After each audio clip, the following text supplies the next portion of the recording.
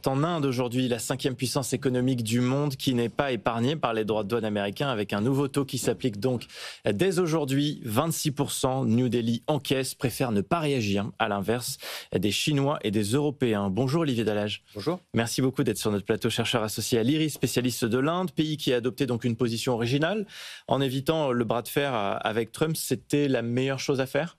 Ça, on le verra. Mais d'emblée, ils ont adopté l'attitude d'être dans la roue de Donald Trump. C'est un retour puisque Modi, le Premier ministre indien, et Trump s'entendaient très bien durant le premier mandat de Trump, et ils ont fait mine de penser que ça se passerait comme avant. Il faut dire que l'Inde a 45 milliards de dollars d'excédent commercial aux États-Unis l'année dernière. C'est un des rares pays d'ailleurs avec lesquels elle a un excédent commercial. Donc il faut aussi ménager les Américains dans ce contexte pour continuer à garder cet excédent.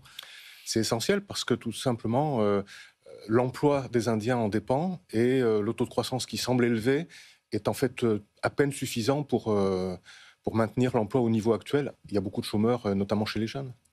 Narendra Modi, lors de sa visite à Washington en février dernier, avec le président américain, ils avaient lancé des négociations pour un traité de libre-échange. Les Américains aimeraient un accord partiel d'ici l'automne. Est-ce qu'on sait où en sont ces discussions dans ce contexte particulier ? Le ministre du Commerce indien, Piyush Goyal, est allé à plusieurs reprises aux États-Unis.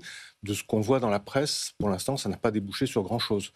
Donc, l'attitude indienne consiste à serrer les dents, à ne rien dire qui fâche les Américains.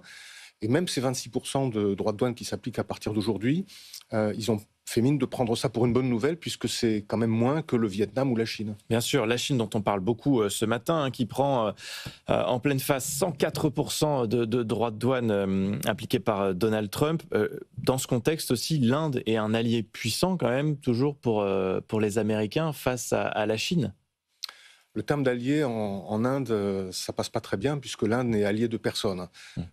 C'est les non-alignés, ouais. Multi-alignés, comme ils disent maintenant. L'Inde compte beaucoup sur les États-Unis pour la protéger de la Chine, l'inverse n'étant pas nécessairement vrai. En réalité, personne n'en sait rien.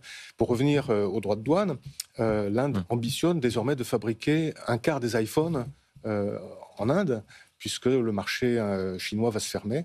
Et donc, c'est leur pari. Mais est-ce que c'est un pari gagnant ? C'est trop tôt pour le dire.